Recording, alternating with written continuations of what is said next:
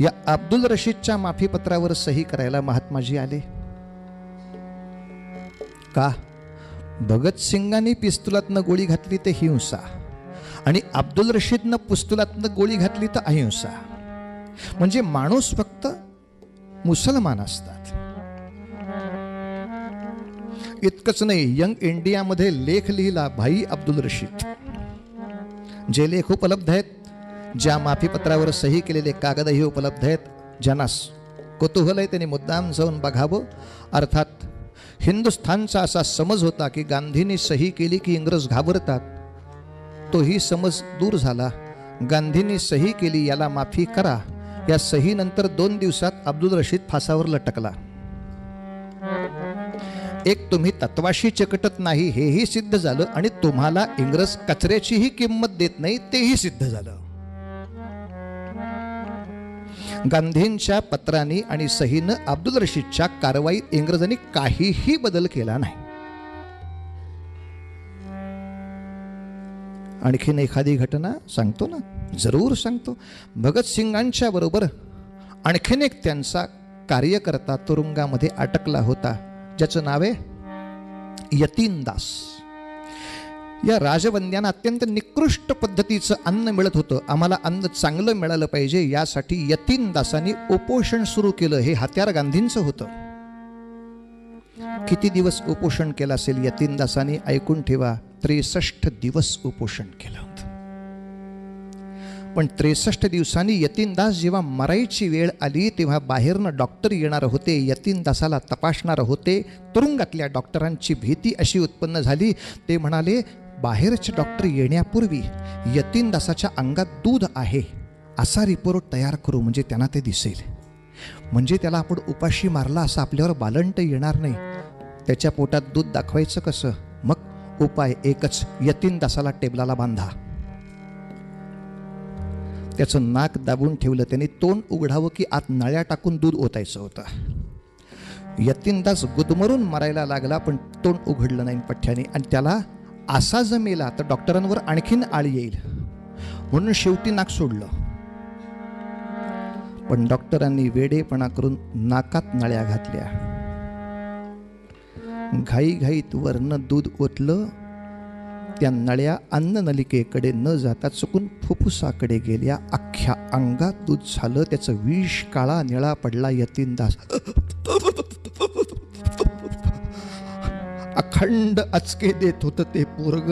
तासभर अचके देऊन यतीन दासाची ज्योत मालवली. बाहेरचे डॉक्टर आले, त्यांनी त्याचा रिपोर्ट तयार केला. सगळ्या डॉक्टरांची बोलती बंद केली. जेलरवर कारवाई झाली. सगळ्या देशांनी सांगितलं आम्हाला यतीन दासाचं दर्शन घ्यायचं आहे.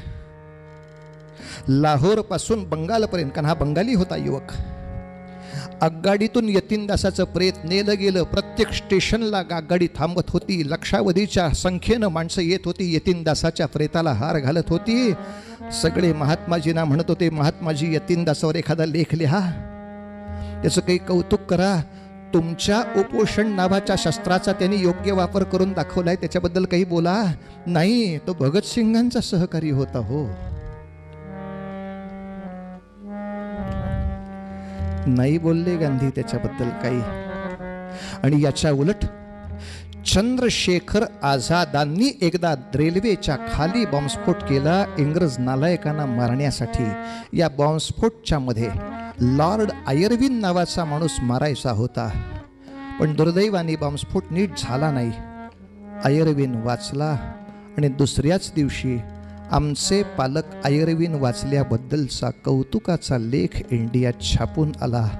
यतीन दास माणूस नव्हता, आयर्विन माणूस होता साहेब.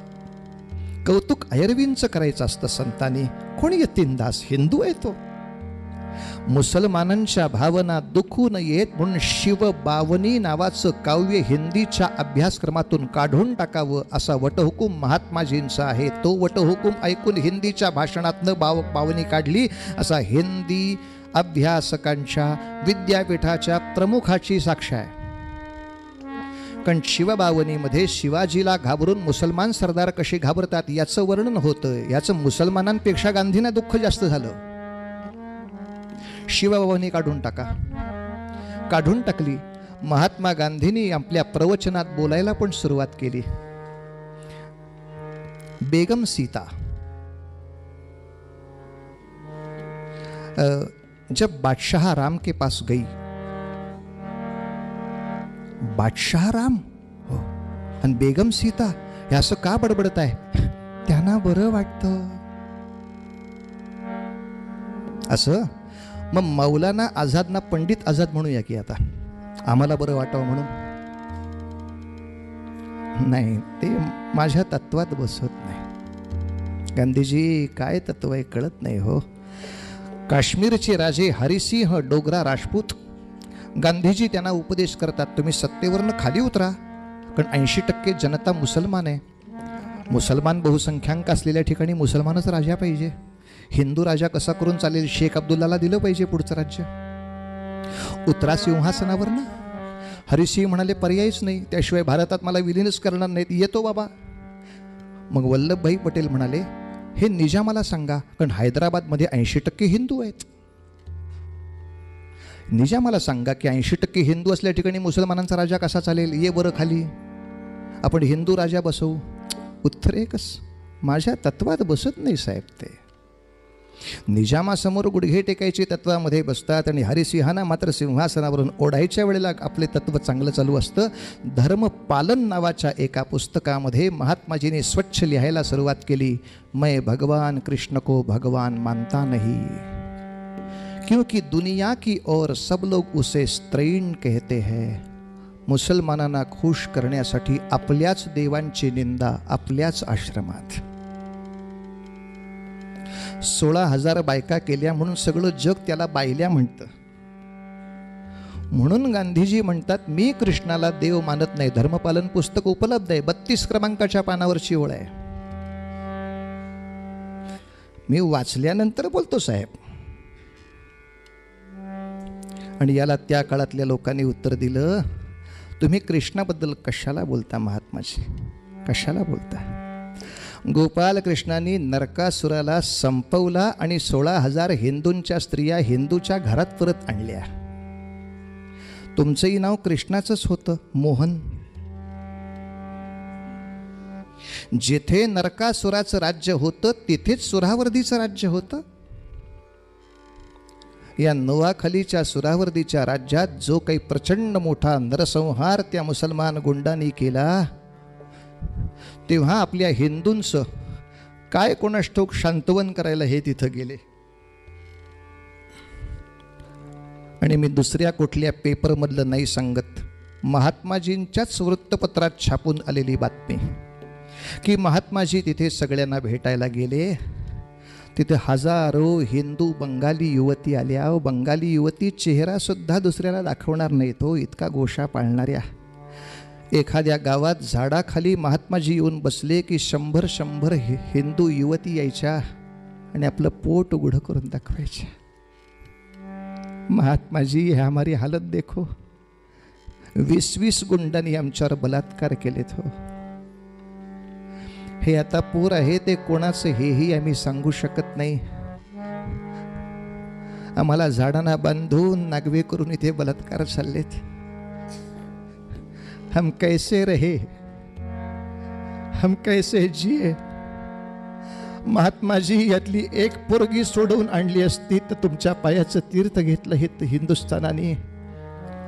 पण महात्माजींच्याच पेपरमध्ये बातमी आहे, महात्माजींनी या सगळ्या युवतींना प्रेमाचा संदेश दिला, माता ओ और बहनों, अब जिस घर में हो वहां ही सुख से रहो. हा तुमचा पराक्रम आहे साहेब. एक हिंदूची पोरगी सोडवून नाही आणली. आज पश्चिम बंगालची संख्या प्रचंड मुसलमानांची झाली. पश्चिम बंगाल वेगळं झालं आणि भारताच्या पंतप्रधानाला दम देण्याची धमक पश्चिम बंगालमध्ये आली, कारण तुमचे पातकाचे आशीर्वाद कारणीभूत आहेत. तुम्ही संख्या वाढवून दिलीत.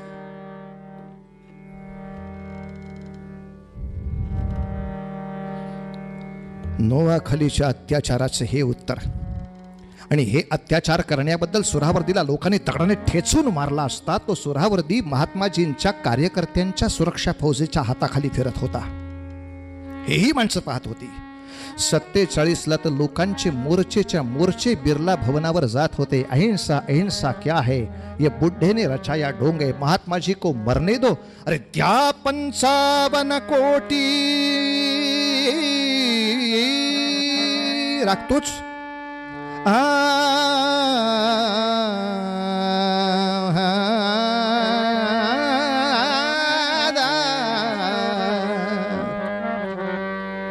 द्या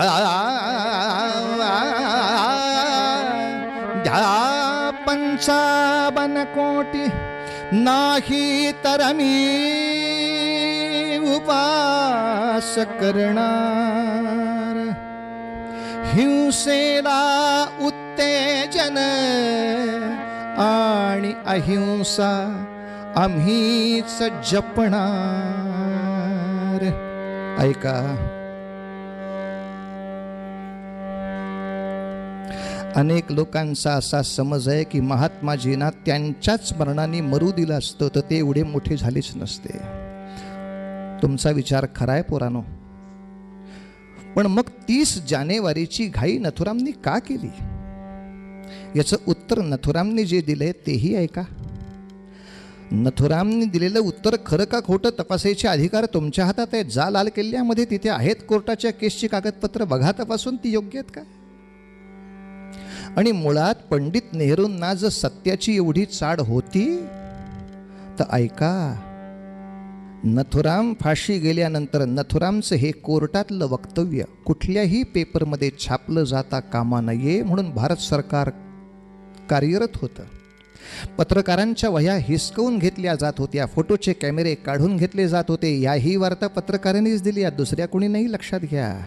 आणि नथुरामचं वक्तव्य छापून त्याचं पुस्तक करावं आणि लोकांना द्यावं याच्यावर 30 वर्ष बंदी जाहीर केली पंडित नेहरूंनी. म्हणजे एक पिढी अज्ञानात ठेवावी, हे का झालं कळूच नाहीये.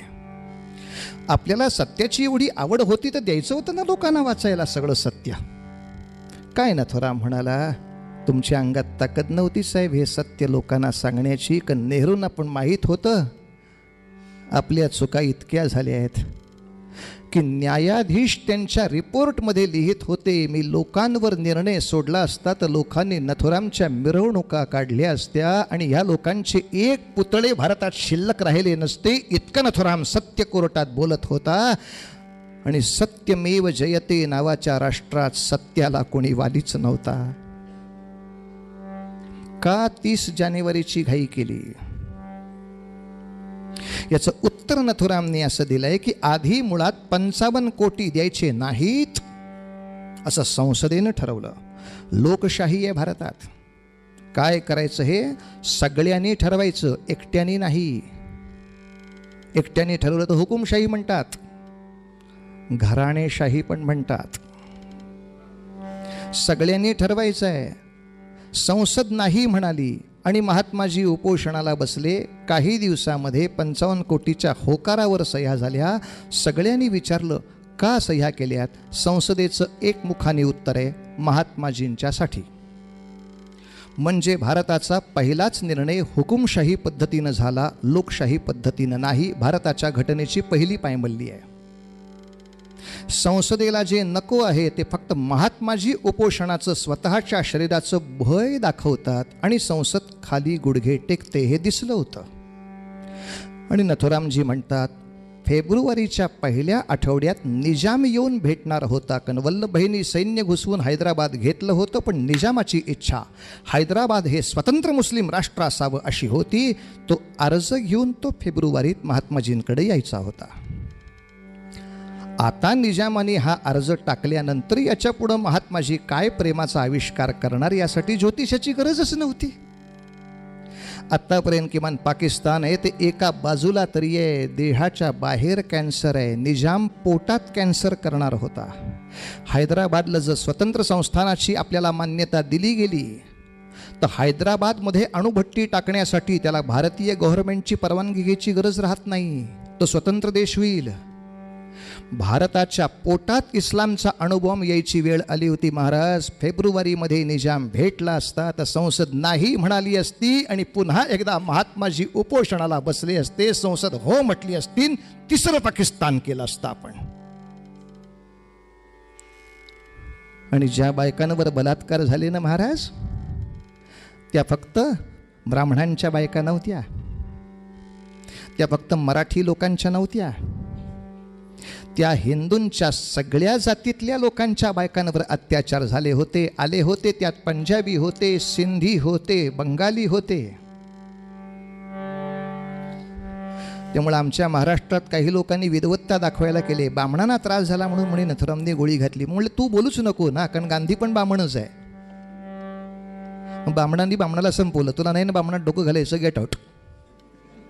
आम्ही बामण बघून घेऊ काय जरा. गांधींच्या वेळ आले की त्याला फक्त बामण. आम्ही काय पाप केले वे? किमान इतिहासाचा अभ्यास करणाऱ्या प्रत्येकाला कळलं पाहिजे की 30 जानेवारीला नथुरामनी काम केलं नसतं तर तिसरं पाकिस्तान झालं असतं. पुन्हा एकदा दक्षिण भारतातल्या लक्षावधी हिंदूंची आयुष्य वाऱ्यावर गेली असती. लक्षावधी स्त्रियांच्या बेअब्रू रस्त्यावर चव्हाट्यावर झाल्या असत्या. एवढ्या लोकांचं किमान सुरक्षित आरोग्यच नथुरामनी राखलं होतं. एवढ्यासाठी तरी 30 जानेवारीची आवश्यकता होती. 30 तारखेचा निरोप घेऊन स्वतः नथुराम आधी इकडे महाराष्ट्रात आले. घरी सगळ्यांना सांगितलं आम्ही जातो आमच्या गावा, आता काही परत येत नाही, तुम्ही सुखात राहा, आम्ही जातो आमच्या गावा. पण धाकटा गोपाळ म्हटला मी तुझ्या मदतीला येतो, तू बरोबर ये. अजून आपला कोण मित्र आहे? नाना आपटे, तू मदतीला ये. आणखी कोण आहे? करकरे, तू मदतीला ये. एक निर्वासितातला मुलगा आला होता मदनलाल पहावा नावाचा, तू मदतीला राहा. बिर्ला भवनाला 4 ते 5 ठिकाणी दार आहेत. सगळे शस्त्र घेऊन तयार राहा. ज्या दारात न येतील त्यांनी काम करा. काम कोणीही केलं तरी आळ नथुरामनी घ्यायचा हे जातानाच ठरलं होतं. त्यामुळे अलीकडे अनेक संशोधनं चालू आहेत. अहो नथुरामनी त्याला मारलाच नाही, कोणी का मारला असे ना, ते दायित्व स्वतःवर घ्यायचं आणि बाकीच्यांना सोडवायचं हे त्यांनी घरातनं निघताना सांगितलं होतं. त्यामुळे काकासाहेब गाडगिलांच्या पदरात ते पुण्य टाकायची काही गरज नाही. हो काकासाहेबांनी त्याला ओळखला. कशाला काकांनी ओळखला? काका पोलीस चौकीत पोचायच्या आत नथुरामची जबानी लिहून पण झाली होती पोलीस चौकीत. नथुराम हिंदूच्याच वेशात गेला होता, मुसलमानाच्या वेशात गेलेला नव्हता. कारण अपमान हिंदूंचा झाला होता. मुसलमान कशाला त्यांना जाऊन मारायला बसले होते? हिंदूंचा अपमान झालाय तर हिंदू सोडू घेतात हेच दाखवायचं होतं. गांधीजी देशभक्त होते याबद्दल नथुरामचा काहीही भ्रम नव्हता. फक्त म्हणणं इतकंच होतं की देशभक्ताला सुद्धा देशाचे तुकडे करायचा अधिकार नाही, आणि ते सुद्धा लोकांना अंधारात ठेवून तर अजिबात नाही. तुम्ही जनमत का नाही घेतलं? 46ची निवडणूक करत असताना तुम्ही म्हटलात की देशाचे तुकडे झाले तर देहाचे तुकडे करीन. ह्या तुमच्या गोष्टीवरती विश्वास ठेवून मतदान झाले साहेब. मग भारताचा विश्वासघात केला हे तुमच्या संतपदाला कलंक नव्हेत? आणि 47ला तुम्ही फाळणीच्या कागदांवरती सह्या करताना सांगा मला पर्याय नव्हता, का नाही देहाचा विषय केलात? आणि साही बाजूनी पिस्तूल तयार करून माणसं थांबली. गांधीजी येताना 30 तारखेला संध्याकाळी दिसले. आधी बिर्ला भवनाच्या पलीकडे कृष्ण मंदिर आहे, तिथे जाऊन दर्शन घेऊन नथुराम आले. वैष्णव जन तो तेणे कहिए, वैष्णव जन तो तेणे कही, जो पीर पराई जाने रे, पीर पराई जाने रे, वैष्णव जन तो तेणे कहिए, वैष्णव जन. गाणं सुरू झालं. 2 मुलींच्या खांद्यावर हात ठेवून गांधी येताना दिसले. नशिबाने ते नथुरामच्या दाराच्याच आसपास येत होते. अहिंसा सांगत असताना त्यांना मात्र झेड सिक्युरिटीच्या वरची सिक्युरिटी होती. हिंसा करणाऱ्यांच्या समोर टकली घेऊन उभं राहावं असं तेही स्वतः कधी करत नव्हते. ते पोलिसांना घेऊनच जात होते. आणि अशा तऱ्हेनं चालू चालू चालू मी बंद करा म्हटलं का तुम्हाला? मी हात करीन ना असा. वैष्णव जन तो तेणे कहिये. कारण कीर्तन हा त्रासदायक विषय आहे, त्याच्यात गाणं नाही वाजवायचं, बुवाला वाजवायचा, अख्खं कीर्तन वाजवायचं आहे. जो पीर पराई जाने रे, जो पीर पराई जाने रे, वैष्णव जन तो तेणे कही. गांधीजी येताना दिसले. नथुरामने खाली वाकून नमस्कार केला त्याला. पिस्तुलाच्या पासून साधारण 2 फीट अंतर असेल इतक्याच अंतरावरती आता होते. म्हणताना वाक्य इतकंच म्हटलं, बापूजी आपने जो देश सेवा की वो अभिनंदन के पूजा के योग्य है, लेकिन देश के सेवक को देश के विभाजन का अधिकार नहीं, और देश विभाजक को हम जिंदा रहने देते हैं, इससे भारी कलंक नहीं. हा माझ्या डोक्यावरचा कलंक बाजूला करण्यासाठी सरळ पिस्तूल धरलं. पिस्तुलाची रचनाच अशी होती की एकदा साप ओढला की 3 गोळ्या उडतील. ऑटोमॅटिक पिस्तूल होता. सटकन साप ओढला, खट खट खट 3 गोळ्या इतक्या ओळीनं गेले की एवढाच आवाज करून महात्माजी आडवे पडले. हे राम ही नंतरची कादंबरी आहे. त्यांना मरताना रामही आठवला नाही, नथुरामही आठवलेला. नथुराम आठवू शकतो, तो समोरच उभा होता त्यांच्या. रहीमही आठवलेला नाही. इतक्या क्षणात ते गांधी खाली पडले, जखमी होऊन पडले. लोकांनी ओरडायला सुरुवात केली, अंगावर आक्रमणाला सुरुवात केली. नथुरामच्या हातातलं पिस्तूल बघितल्यानंतर कोणालाच फार शौर्य गाजवता येईना, कारण पिस्तूल तसंच होतं तिथे. नथुरामने ते संपल्यानंतर शांतपणे उभा होता. नथुराम करकरे धावत आले, कारण त्यांना गुजराती भाषा येत होती. अरे हमारा महात्मा मरी गई हो रे, महात्मा मरी गई हो रे, असं करत ते धावत धावत आले. गांधीजींना हाताने उचललं जखमी अवस्थेत, तिथल्या चौथऱ्यावर ठेवलं. करकरे नथुरामचे सहाय्यक आहेत. चौथऱ्यावर नेऊन महात्माजींना ठेवलं. छातीशी कान लावला, नक्की संपले नाही याची खात्री करून घेतली. हे चुकून हा इस्पितळात जाऊन प्रकरण वाढायला नको म्हणून. मग ओरडायला सुरू. आता थांबा. पोलिसांना बोलवून घेतलं. नथुरामने आपलं पिस्तूल त्यांच्या स्वाधीन केलं. मला कुठेही पळून जायची गरज नाही, बाकीच्या बाजूला होतील. आणि लाल किल्ल्यामधला खटला उभा राहिला. महाराज, लाल किल्ल्यातला खटला ऐकण्यासाठी हजारोच्या संख्येनं माणसं न्यायालयामध्ये येत असत. न्यायमूर्ती सांगत की हा माणूस एकदा बोलायला लागला की अख्ख्या न्यायालयातून हुंदके उठायला लागायचे. ते अन्याय ऐकून अशी मुठी वळायच्या लोकांच्या. पोलिसांनीच नव्हे तर डॉक्टरांनी पण रिपोर्ट केला होता, या माणसाला पकडताना याची नाडी नॉर्मल चाललेली आहे, कुठेही या उत्तेजित झालेलं नाही, डोक्यात फिरल्याच्या अवस्थेत रागा काही केले, शांतपणे संपलं. आणि नथुरामने सांगितलं की मला कळत होतं की दुर्दैवाने जो माणूस मारला जातो तो सद्गुणाचा पुतळा ठरतो, आणि जो मारतो तो दुर्गुणाचा पुतळा ठरतो. हे जगाचं गणितच आहे.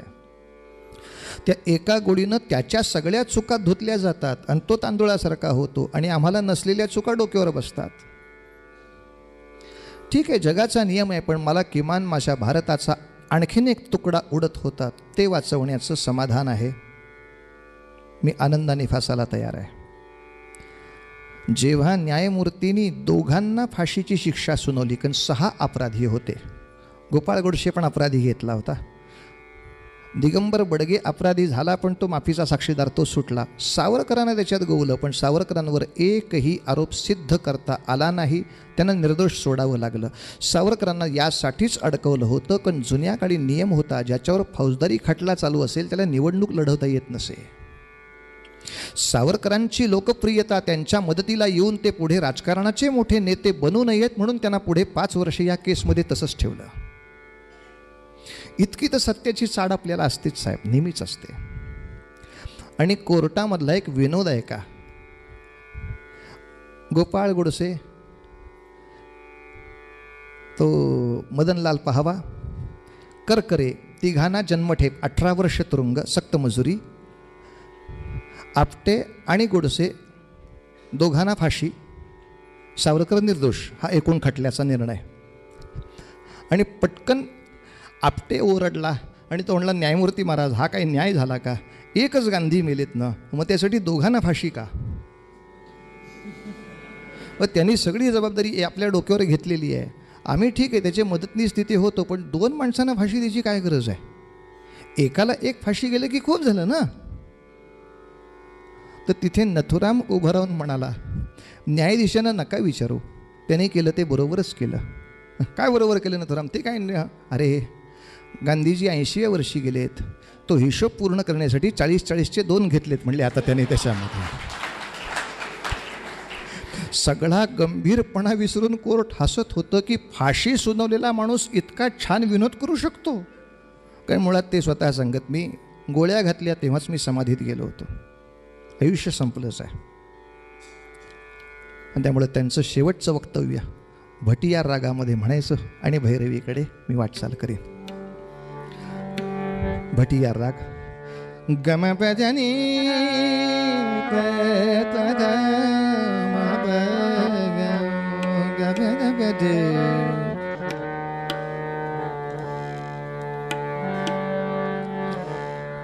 तुरुंगामध्ये नथुरामची भेट मिळावी अशी गांधींच्या मुलाची खूप इच्छा होती.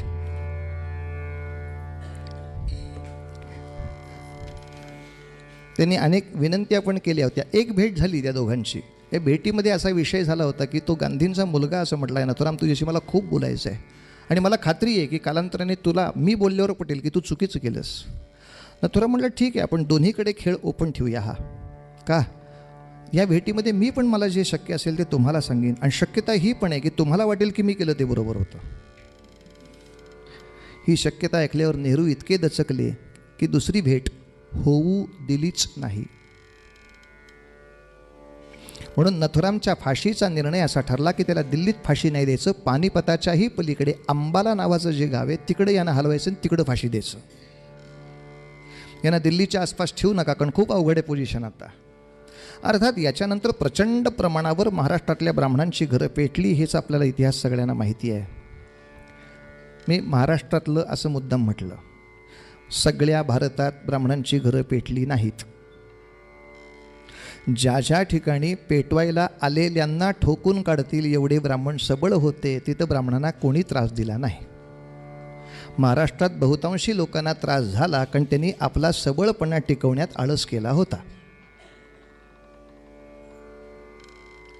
बिहारमध्ये नाही जळली ब्राह्मणाची घरं, ते तलवार काढूनच दारात उभे होते. या गांधींना अहिंसा आवडते, आम्ही नाही हिंसा करत. ते तलवार बघितल्यावरच अहिंसा आली होती. मात्र महाराष्ट्रामध्ये जाळपोळीची हिंसा करून लोकांनी महात्माजींवरची श्रद्धा प्रगट केली. अहिंसेची बद्दल श्रद्धा हिंसेनं. आणि सगळ्यांची हिंसा करत असताना ते म्हणायचे अहिंसा हे तत्व कधी मरणार नाही, फुकण्यात तूच जाळलं जाता. कायदेमंत्री आंबेडकरांनी सुद्धा एखादी सूचना अशी पाठवली होती की नथुराम तुझ्या कायद्याच्या केसमध्ये काही तुला मदत हवी असेल तर मी काही करावं असं तुला वाटतंय का. अशा वेळेला त्यांनी सुद्धा आंबेडकरांना उत्तर पाठवलं, बॅरिस्टर तुमच्या सदिच्छेबद्दल मी अत्यंत आभारी आहे, कारण तुम्ही सगळ्या चांगल्या लोकांच्या मागे सदैव उभे असता हे मला माहिती आहे. कारण राष्ट्राचा ध्वज भगव्या रंगाचा असावा या मुद्द्याला उपसूचना देऊन संमती देणारे कायदेमंत्री कोणी असतील तर ते बाबासाहेब आंबेडकर होते. लक्षात ठेवा, इतिहासात भगव्या रंगाला मान्यता दिली आहे. पुढे आंबेडकरांचं या मूर्खाने ऐकलं नाही हा विनोद वेगळाच आहे, पण आंबेडकरांनी निश्चितपणे अनुमोदन देऊन त्याला सही केलेली होती. आंबेडकर तुम्ही नेहमीच चांगल्या लोकांच्या पाठीशी उभे असता, प्रश्न तो नाही. नथुरामनी उत्तर इतकंच पाठवलं की माझ्यावर काही चांगलं करायचं असेल तर एकच काम करा, माझ्यावर दया होणार नाही असं बघा. माझ्यावर दया झाली की गांधीवाद जिंकला, मला मारून टाकला की तो तिथंच मेला. आणि शेवटची इच्छा जेव्हा त्याला व्यक्त करायला सांगितली तेव्हा विचारलं नथुराम तुझी शेवटची इच्छा काय. काही नाही, माझ्या अस्थी ज्या आहेत ते सिंधू नदीमध्ये अर्पण कराव्यात अशी माझी इच्छा आहे.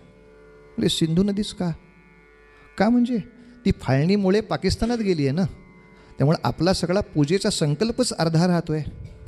गंगेचे यमुनेचे व गोदावरी सरस्वती नर्मदे येणार कशी सिंधू माझ्या पूजेत, नाहीच आहे ना ती भारतात.